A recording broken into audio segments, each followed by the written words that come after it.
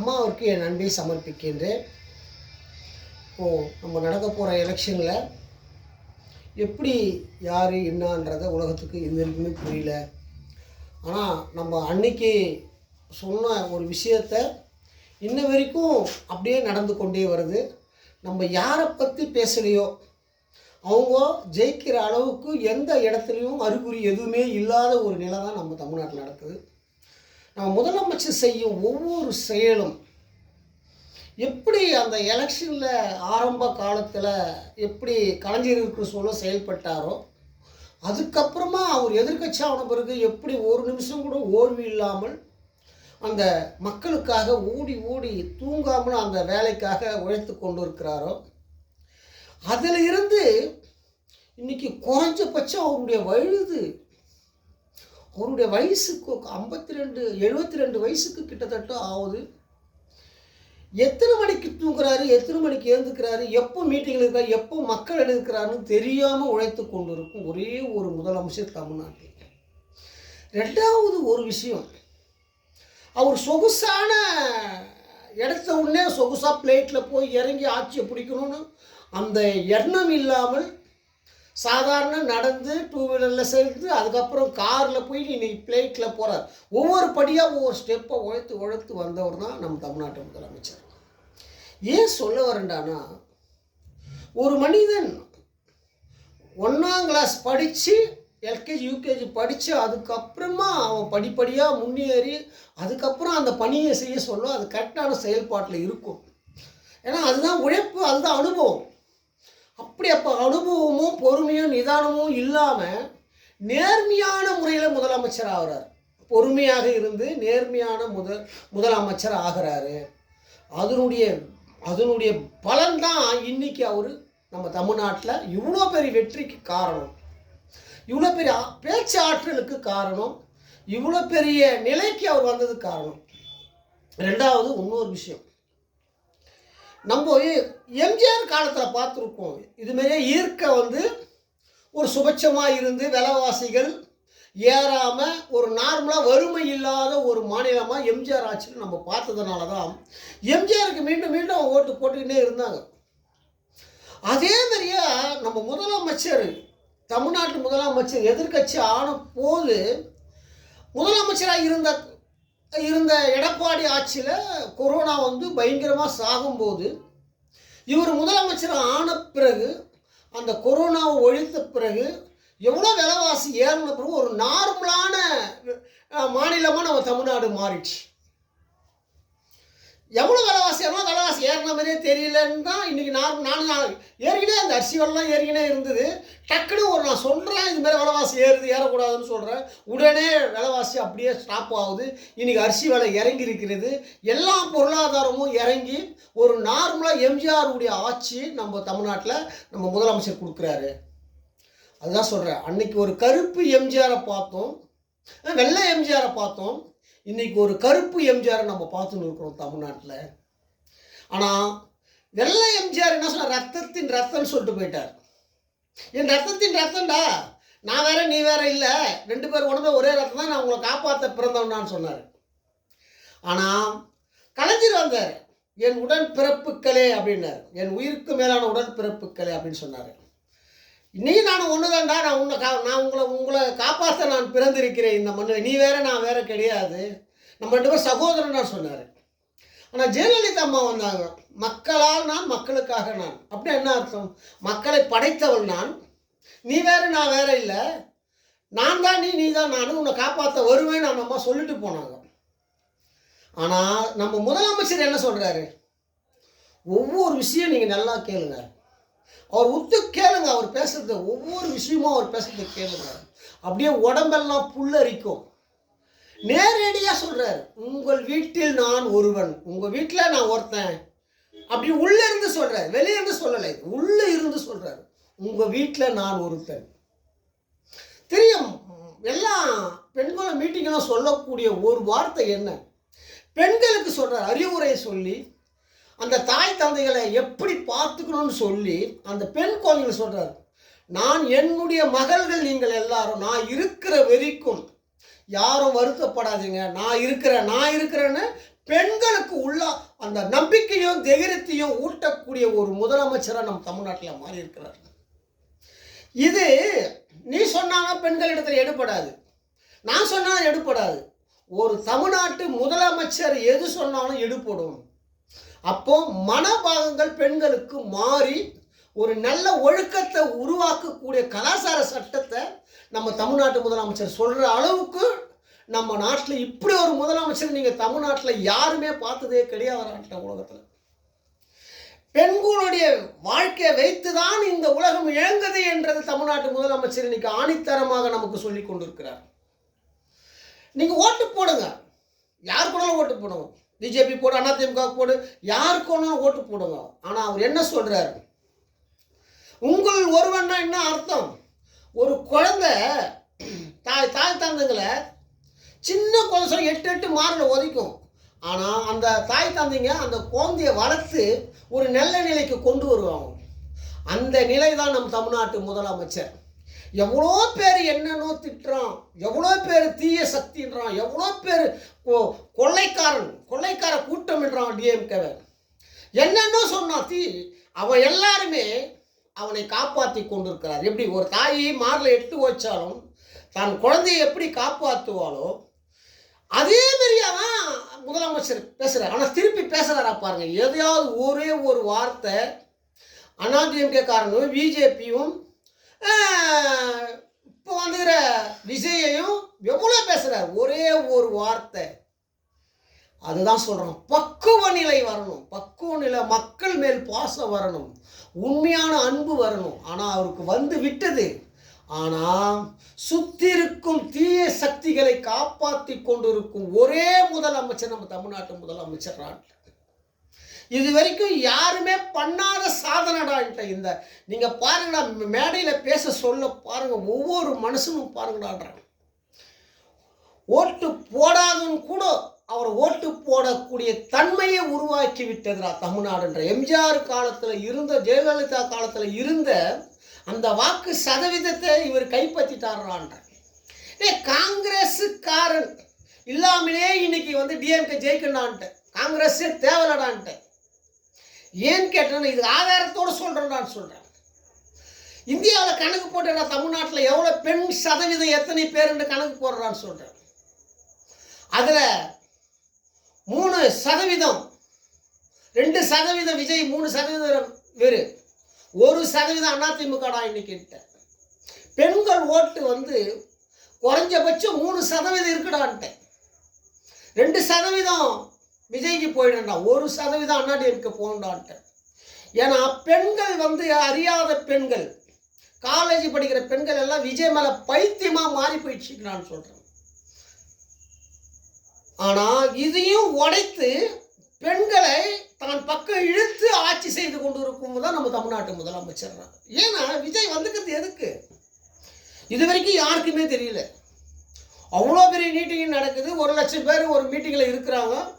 ஆனால் இன்ன வரைக்கும் ஒரே ஒரு சின்ன உயிர் கூட சேதமாகலை. நல்லா பாருங்க, நான் சொல்கிறேன், எவ்வளோ வண்டி ஆக்சிடென்ட் கூட ஆகலை, எவ்வளோ பெரிய மீட்டிங். ஆனால் 5000 பேருக்கு 10,000 பேர் பர்மிஷன் தராங்க, மீட்டிங் நடத்துகிறான், ஒருத்தன் சாவுறான் சேலத்தில். ஏன் விஜய் வந்திருக்கிறது எதுக்கு? சத்தியத்தையும் தர்மத்தையும் நம்ம முதலமைச்சர் கூட இருந்து நம் தாய் பெருமையை காப்பாற்ற வந்திருக்கிறான்டா விஜயன்ட்ட. கொள்ளைக்காரன் யாரு? கொள்ளைக்காரன் ஒரு வீட்டை கொள்ளடித்தவன். நம் தாய் தந்தை, நம்மளுடைய தாய் தந்தை, தாயாக இருந்து தந்தையாக இருக்கும் ஒரு பெண் தாய், நம் தமிழ் கலாச்சார சட்டத்தை உருவாக்கிய நம் தமிழ் தாயை காப்பாற்ற வந்திருக்கிறான்டா விஜயன்ட்ட. நம்ம தமிழ்நாட்டு முதலமைச்சரை வச்சு காப்பாற்ற வந்திருக்கான் விஜய். இது யாருக்கு புரட்சிடான்ட்ட. இது ஒரு பயங்கரமான ஒரு காஞ்சி நடத்தின புரட்சியோட இது ஒரு பயங்கரமான ஒரு புரட்சியாக இது தமிழ்நாட்டில் இருக்கும், இந்தியாவில் இருக்கும், உலக நாட்டில் இருக்குன்னான்ட்டு. இறங்கப்பட்டது சக்தி இறங்கி விட்டாடா என்னுடைய ரூபத்தில் டாட்டான். என் ரூபத்தில் விஜய் இறங்கி விட்டாடாட்ட. நான் இறங்கி செய்ய முடியாதுடா, நான் படைத்தவன்டான்னு சொல்லிட்டேன். இந்த உலகத்தை நான் படைத்தவன்டா, நான் எப்படா இறங்குவேன்னு சொல்லுவேன். இந்த உலகத்தில் நான் வச்சு தான்டா செய்வேன்னு சொல்கிறேன். சொல்கிறதா. ஆனால் நான் சொன்னாதான் முதலமைச்சரா விஜயன்னு சொல்கிறேன். இன்றைக்கி சொல்கிறேன், நாளைக்கு சொல்கிறேன், நாளைக்கு சொல்கிறேன், இன்னும் வரப்போகிற காலத்துலேயும் சொல்கிறேன்டான்ட்ட. இல்லைனா விஜய் கத்தி படத்தில் பாடுறான்ட்டேன். எத்தனையோ தடவை சொல்லிட்டேன்டா இந்த விஷயத்தன்ட்டேன். போடா போய் பாடுறா கத்தி படத்தை. அன்னை ஒரு ஆளை படத்தை பாடுறான்ட்டேன். நான் மகான் இல்லை படம் பாடுறா விஜய், எல்லாம் விஜய் விஜய் போய் பாடுறா, என்ன நிலைமைன்றதை பாடுறான்ட்டேன். நான் நினைச்சாதான் விஜய் முதலமைச்சர்றான்ட்டேன் உலகத்தில். இல்லை என்றால் மக்கள் போர்க்களமாக இந்த உலகம் மாறப்போதுறான்ட்டேன் இன்னும் கொஞ்ச நாள். இது அறிகுறிடான்ட்டேன். ஒவ்வொரு நாட்டிலையும் எந்த காலத்தோட தாய் தந்தையை வெட்டி கொன்ற காலம் எந்த தமிழ்நாட்டில் எங்கடா நடந்தப்பட்டதுன்னு கேட்குறேன். இன்னைக்கு நடக்குதுறான்ட்டேன். தாய் தந்தை விஷம் கொள்ற அளவுக்கு நம்ம இந்தியா மாறி இருக்குது. அது காரணம் யாருடான்ட்டேன். 2 பெண்ணுடான்ட்டேன். ஒரு பெண்ணு ஒரு ஆணுடான்ட்டேன் தமிழ்நாட்டில். அவனால் இவ்வளோ பேர் மடிந்து போயிருக்கிறான், இவ்வளோ பேர் மிருகமாக மாறி போயிருக்கிறான் நான் சொல்கிறேன். இதையும் நம் தமிழ்நாட்டு முதலமைச்சர் காப்பாற்றி கொண்டு இருக்கிறார்ன்ட்டேன் உலகத்தில். ராமனுக்கு என்னடா தேவை? பதவி தேவை. அவன் இருக்கிற எல்லா மாநில மக்களையும் கொன்று விடுவான். இது நடந்து கொண்டு இருக்குதுறான்ட்ட. இதையும் காப்பாற்றி கொண்டு இருக்கும் நம் தமிழ்நாட்டு முதலமைச்சர்றான்ட்ட. ஒரே ஒரு முதலமைச்சர்றான்ட்ட. இந்த ஒரு முதலமைச்சர் கண்டு இல்லைனா இந்த உலகம் கடவுளுக்கு சோறு இல்லாமல் போயிடுறான்ட்ட. கடவுள் உங்களை படைச்ச கடவுளுக்கு சோறு கிடையாதுடா இனிமேல்ன்ட்ட. பெணம் தாண்டா உன் கடவுள் தின்னணும்டான்ட்ட. ஏதி வைடான்ட்டேன். எல்லா கடவுளும் பெணம் தாண்டா தின்ன வேண்டும் சொல்கிறேன். நம்ம தமிழ்நாட்டு முதலமைச்சர் வரலடா. நீ பிளேட்டில் போய் இறங்கவும் முடியாது, உல்லாசமாக பெண்ணை அனுபவிக்கவும் முடியாது, நீ சினிமாவும் நடிக்க முடியாதுறான்ட்ட இன்னும் கொஞ்சம் நாளில். இதில் நான் தாண்டா சொல்லணும்னு சொல்கிறேன். அதனால தான் 69 படம் இன்னும் படம் ஓடாதுடா உலகத்தில்ன்ட்டு. படமே ஓடாதுறான்ட்ட. ஏதி வைடான்ட்ட. ஏன் சொல்கிறேன், நான் உனக்கு இறக்கப்பட்டவன் நான்றான். உன்னை இறக்கி வைத்து களத்தில் வேலை செய்கிறது என்னுடைய தாய்டான்ட்ட. எல்லாமே என் தாய் எனக்கு சொல்கிறான். மொத்த உயிரும் நீயே, மொத்தம் சர்வமும் நீயே என்று என் தாய் எனக்கு சொல்கிறான். ஆனால் நீ செய்யாதே, நான் செய்கிறேன், நீ நின்று வேடிக்கை மட்டும் பாடுறான். இந்த குத்தமாக நின்று உட்காந்துக்கோ. உட்காந்து நம்ம முதலமைச்சரை பற்றி சொல்லு. நம்ம முதலமைச்சர் காப்பாற்றுவார். நீ அவர் கூட இறங்கி வேலை செய். யார் எப்போ முதல்வர் ஆகணும், யார் எப்போ என்ன நாட்டுடைய தலையெழுத்து மாற்றணும்னு சொல்லணும். ஒன்றே ஒன்று சொல்கிறேன்டான்ட்டேன். இந்தியாவில் கலாச்சார சட்டம் இல்லைடான்ட்டேன். முதல் இந்தியாவில் கலாச்சார சட்டம் இல்லாமல் ராமன் வாழ்ந்து கொண்டு இருக்கிறான்டான்ட்டேன். அவன் தப்பு பண்ணவில்லைடான்ட்டேன். ராம தப்பு பண்ண மாட்டான். ஆனால் உங்களை மொத்த பேரையும் ராமாவதாரத்தில் தவறு பண்ண வைத்து யாருமே கடவுளாகாமல் மிருகமாக மாற்றி கொண்டு விட்டான்டான்ட்டேன் ராவணை. உங்களை எல்லாரையும் அதே நிலைமை தான் நம்ம இந்தியாவில் நடந்து கொண்டு இருக்கிறான்ட்டேன். இன்னைக்கு அவன் தப்பு பண்ணுவான். அவன் என்ன ஒன்று அவனை வெளியே கொண்டு வர முடியாதுறான்ட்டேன். அவனுடைய சட்டம்டான்ட்டேன். அவன் ஆனால் அதை காப்பாற்றுற சக்தி யாருக்கு? ராமனை. அல்லனா அவனுக்கு துண்ண சோறு இருக்காதுறான் சொன்னேன். 2வது, அவன் கஷ்டப்பட்ட ஆலயம் இடிக்கப்படுண்டான்ட்ட உலகத்தில். ஏதி வைடான்ட்ட. நான் போன உடனே நான் முதலமைச்சர் வரனா வாழ்ந்த வாழ்க்கைக்கு அடியாளமே இருக்காதுடா உலகத்தில். நான் முதலமைச்சர் வரலடானா தமிழ்நாட்டில் என்னை வெளியே காமிச்சு நம்ம நாட்டை காப்பாற்றுறடானா அவன் வாழ்ந்த வாழ்க்கைக்கு அடியாளமே இருக்காதுடான்ட்ட. இதில் நல்லா உத்து பாருங்கடான்ற. 2026 இதுக்கு முன்ன எத்தனை மகான், எத்தனை சித்தர், எத்தனை கடவுள் பிறந்திருப்பான். அவனா எங்கடான்னு கேட்குறேன். யாராவது ஒருத்த காமிங்கடா பார்க்கல. முன்னோடியா ஆட்சி பண்றான் காமிடா. ஒரு பெண் ஒரு ஆண் சிவன் கோயிலில் சிவனே கிடையாத ஆட்சி நடக்குதுறான்ட்ட உலகத்திலேயே. ஒரு பெண்ணு நினைத்தாதான் இந்த உலகம். நான் தமிழ்நாட்டில் இருக்கிற ஒரு முதல்வர் தாய்க்கு தாயிடா. பாரத மாதாவுக்கு பாரத தாய், நீதி தேவதை, இந்த 3ம் கலந்தவர் தான் நம் தமிழ்நாட்டு முதலமைச்சர்றான்ற. எல்லா மனதிலையும் சரித்திரம் படைத்து சீதாவுக்கு பெருமை சேர்த்தது போல் நம் தமிழ் தாய்க்கு பெருமை சேர்க்கும் சக்தி நம்ம தமிழ்நாட்டு முதலமைச்சருக்கு உண்டு. அதில் நீங்கள் எல்லோரும் ஒன்று கலந்து அவரிடம் பயணம் செய்து பண்ணாதான் இந்த நாட்டை நம்ம தமிழ் தாயை காப்பாற்ற முடியும் என்பதுதான் நம்ம ஒவ்வொரு மீட்டிங்கிலும் நம்ம முதலமைச்சர் இன்னைக்கு பேசக்கூடிய இடத்துல இருக்கிறாரு என்றதை தெரிவிக்கிறேன். இவ்வளோ பெரிய விஷயத்தை பேசுறதுக்கு நான் வளர்ந்து வரேன்னா அது யார் காரணம்? இந்த குத்தம்பாக்கத்தில் இருக்கும் ஆதிசக்தி. ஆதிசக்தினா என்னன்னு நீங்கள் தெரிஞ்சுக்குங்க. இந்த வீடியோ பார்க்குற எல்லோருமே ஆதிசக்தினா என்ன, பாரத தாய்னா என்ன. இந்த உலகம் பாரத தாயுது. அதிலிருந்து வரப்பட்டவ ஆதிசக்தி, அதிலிருந்து வரப்பட்டவள் மதுரை மீனாட்சி. அதிலிருந்து வரப்பட்டவன் நீதி தேவதை. இந்த 4 பெண்ணு தான் உலகத்தில் ஆளக்கூடியவர்கள். அப்படியாப்பட்ட ஒரு கிராமனான் ஆதிசக்தி பாரத தாயாக உருவாக்கப்பட்டவன். அவளே ஜேவாவும், அவளே சசிகலாவும், அவளே அந்த தாயே துர்கா ஸ்டாலினாகவும், அந்த தாயே ரஜினியுடைய லதா ரஜினியாகவும், அந்த தாயே நிர்மலா சீதாராமாவும் அவதரிக்கிறாங்க இந்த மண்ணில். அப்போ எங்க வரணும்? இறந்து விட்டால் நேர செத்தவன் எங்க வரணும்னா நேர ஆதிசக்தி இடத்துல தான் இரவு அங்க அமர்ந்து அவங்களுடைய வேலையை செய்ய வேண்டிய கூடிய ஆத்மாவுக்கள் எங்க வரணும்னா அங்கதான் வரணும். அப்போ ஜே என்ற தாய் எங்க இருக்கிறாங்க? இந்த குளத்துக்குள்ள இறங்கி இருக்கிறாங்க. இந்த குளத்திலிருந்து இந்த நாட்டை காப்பாற்ற நம்ம தமிழ்நாட்டு முதலமைச்சர் கூட இருக்கிறாங்க. இருக்கிறதுனால தான் கலைஞர் என்ன சொன்னார்? அது என்னை கடையில் கட்டி போட்டாலும் கட்டுமரமா மிதிப்பேன், அதில் பயணம் செய்யலாம், என் மகன் காப்பாற்றுவான் என்று சொல்லிட்டார். அதே மாதிரியா என் மகன் இன்னைக்கு 10 வருஷமா உங்களை தண்ணி அழிவு இல்லாமல் காப்பாற்றி கொண்டிருக்கிறார். ராஜலிங்கம் மூலியமாக நான் பேசிக்கொண்டிருக்கிறேன். கடைசி சொல்றேன், நான் ராஜலிங்கம் கூடமா பேசிக்கொண்டிருக்கேன். நான் சாகவில்லை, என் ஆன்மா சாகாது. ஏன்னா இந்த மக்களுக்காக நான் உழைத்தவன், மக்களோடு இருந்தவன், மக்களை காப்பாற்ற பிறந்தவன். மக்களை காப்பாற்றி தான் நான் கொண்டு போவேன். அப்படி மக்களை காப்பாற்ற முடியவில்லை என்றால் உங்களை கடலிலே மொத்த பேரையும் கொண்டு போய் விடுவேன். கத்தி படத்தில் சொல்றார் கலைஞர், மொத்த படத்திலையும் உங்களை கொண்டு போய் விடுவேன் கலைஞர் சொல்றார். புரியுதுங்களா? கலைஞர் சாக மாட்டார், நம்ம முதலமைச்சர் இறக்க மாட்டார். யாருமே இந்த உலகத்தில் உடம்பு என்பது ஒரு கருவி. ஆனால் வந்த இடத்துக்கு போகிறான் பார், அவன்தான் இந்த உலகத்தில் புண்ணியம் செய்தவன், தாய்க்கு பெருமை சேர்ப்பவன். அந்த பாக்கியம்தான் ராமனுக்கு கிடைத்தது, கிருஷ்ணனுக்கு கிடைத்தது, ஹரிச்சந்திரனுக்கு கிடைக்கப்பட்டது.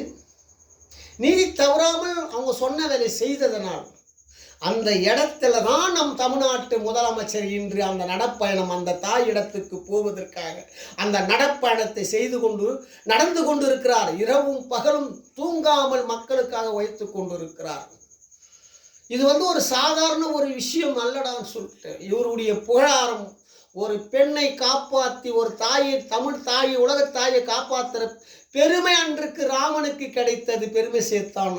இவன் இன்னைக்கு நடக்க போற இந்த எலெக்ஷன் நம் தாய் பெருமையை காப்பாற்ற போகும் நம் தமிழ்நாட்டு முதலமைச்சருக்கு இந்த பெருமை கிடைக்க போகிறது. வெற்றி நிச்சயம் முதலமைச்சருக்கு என்பது தெரிவிக்கிறேன். இந்த அளவுக்கு நான் வளர்ந்தேன் என்றால் என்னுடைய சக்தி, என்னுடைய தாய் பாரத தாயாகிய ஜே அந்த அம்மாவுக்கும் 2 தாய்க்கும் நீதி தேவதைக்கும் என் அன்பையும் நன்றியும் தெரிவிக்கிறேன். நான் இவ்வளோ பெரிய ஆளாக வளரணும்னு சொன்னால் அது நம் தமிழ்நாட்டு முதலமைச்சர், நம்ம பாரத பிரதமர். அவர் தப்பு செய்வார், ஆனால் கடவுள் அவரை நம்ம கேள்வி கேட்கறதுக்கோ அவரை பண்ணுறதுக்கோ நமக்கு உரிமை கிடையாது. ஆனால் அவர் என்ன நினைச்சாரோ, தமிழ்நாட்டுக்கு வந்தாரோ நல்லது நடக்கும். இன்னும் மக்களை காப்பாற்ற சக்தி பாரத பிரதமருக்கும் முதலமைச்சருக்கும் இருக்கிறது. நிச்சயமாக உங்களை காப்பாற்றுவார்கள். மக்களால் நான், மக்களுக்காக நான். இன்றைய சட்டம் நாளைய மாற்றம்.